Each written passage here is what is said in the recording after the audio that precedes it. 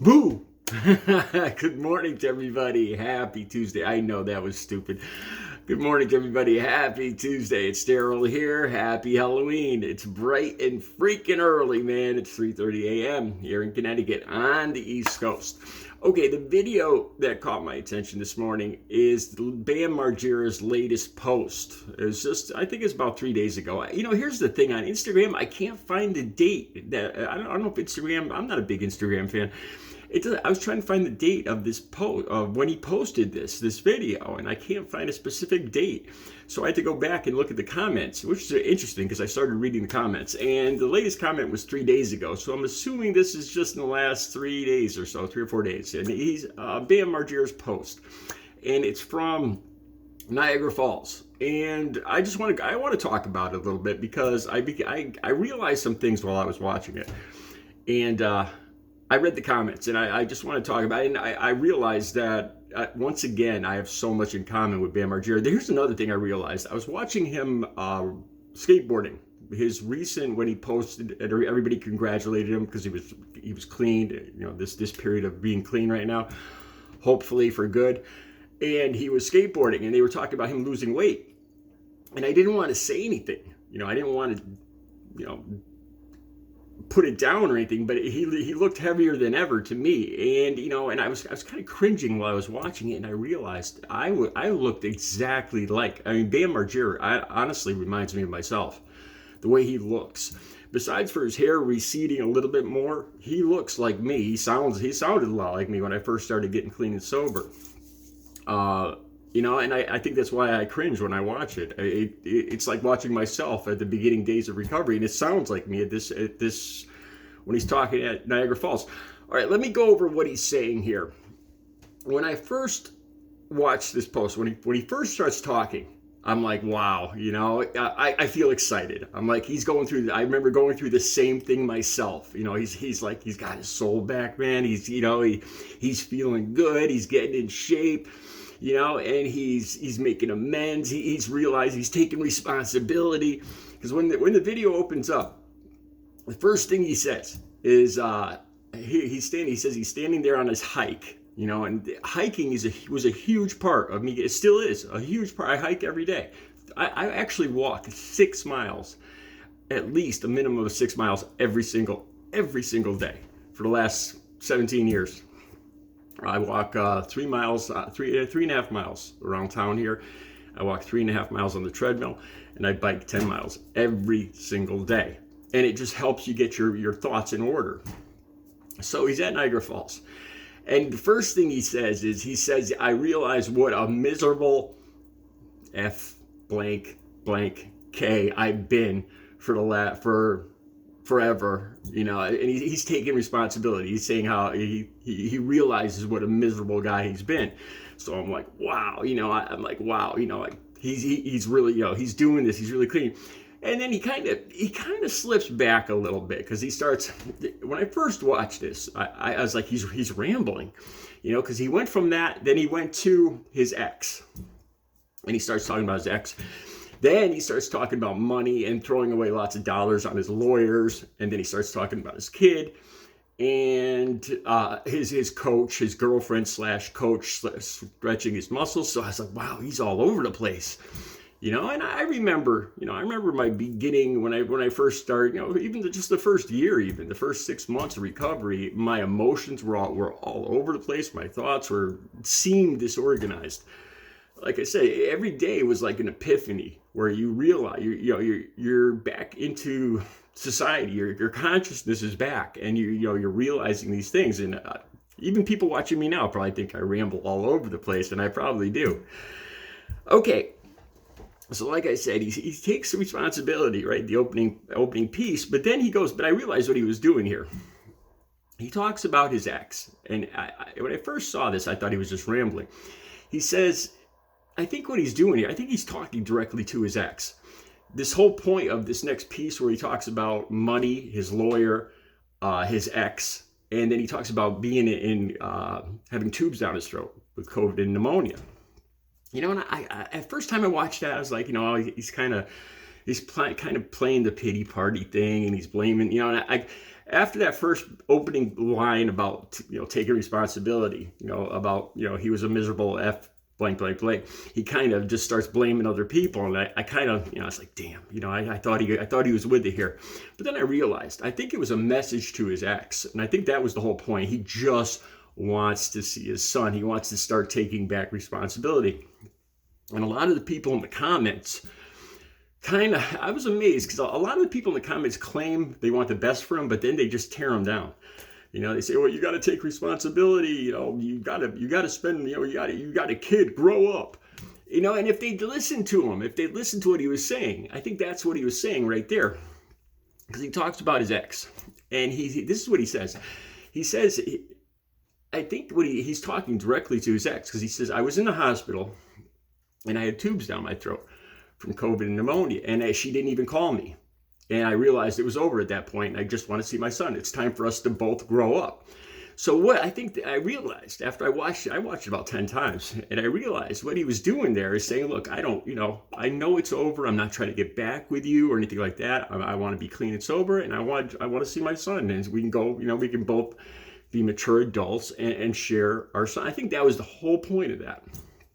Also, he talks about his stretch coach, his girlfriend, and his legs the muscles being like dried rubber bands. And I remember going through that too. It's when you first start to care about your body again. You start realizing the damage you did.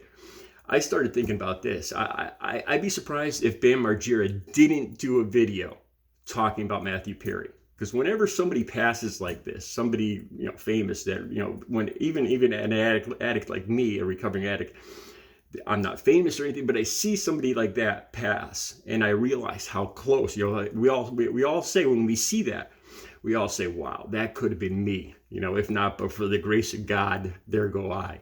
And I'd be surprised if Bam Margera didn't do a video talking about Matthew Perry. Because when you're in recovery, you realize how close you came so many times.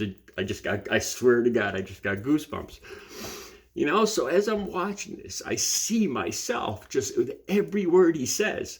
I have to watch it a few times because I'm kind of judgmental the first time I watch it, like I think a lot of the commenters were in the comments. But once you watch it, and if you've been in recovery, it clicks. You're like, oh, I see what, I see. You start to see his heart, where his heart is. And this is the thing I realized when he said about how he was in the hospital with COVID and pneumonia with tubes down his throat. So I remembered Audrey. If you guys have been watching my channel for any length of time, my soulmate, the woman that I dated and lived with, the last woman I just lost her 2 years ago. And it seems like yesterday. I still haven't dated anybody since then.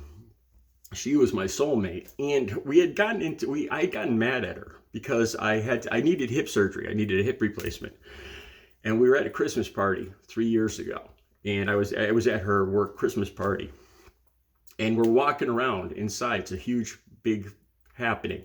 And she's walking in front of me, and I'm bent over because the bones are rubbing together in my hip, and I can't keep up with her, and I'm in just constant pain. It's just excruciating pain. I could actually feel and hear my hip bone, my femur and my hip, the bones grinding together. And in my head, I'm like, she doesn't want to be seen with me, because I watched a video of myself walking, and I was all bent over, and I hated how I looked, and I thought she was embarrassed of me, and I thought she didn't care. And I realize now she was angry because she thinks I didn't go to the doctor soon enough. She cared about me. She just showed it in a different way. And I kind of broke up with her at that point. So I didn't talk to her for a while, which was a huge mistake because then I found out she had COVID.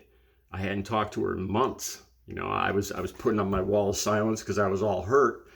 All of a sudden I found out I talked to her on her way to Florida the first time in a while, and I saw her off. And on the way to Florida, we got into a little argument. She was texting me, and she asked me something about the hip replacement, and I got mad, and I just stopped talking to her. Then a few days later, I find out she's in the hospital. She's got tubes down her throat. She's got pneumonia, just like Bam. And the first thing I did is try to call her. I couldn't call her though because back then, this is August 21st, 2021. She drove right into a storm of COVID. in Jacksonville when it just exploded in the summer and late summer of 2021.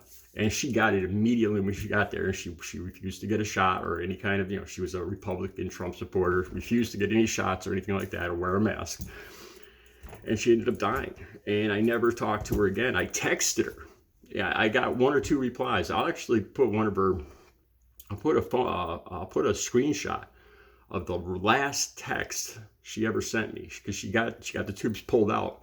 She'd get better and then she'd get worse. She'd get better, they take the tubes out for a bit and then she'd get way worse. Then she got MRSA, then she got pneumonia, and she died on August 5th, 2021. And I never talked to her again. I texted her, and this reminded me so much of that. The way Bam Margera talks about how his ex didn't even call him when he had tubes down his throat with COVID and pneumonia. It's just amazing the things we share in common with everybody else.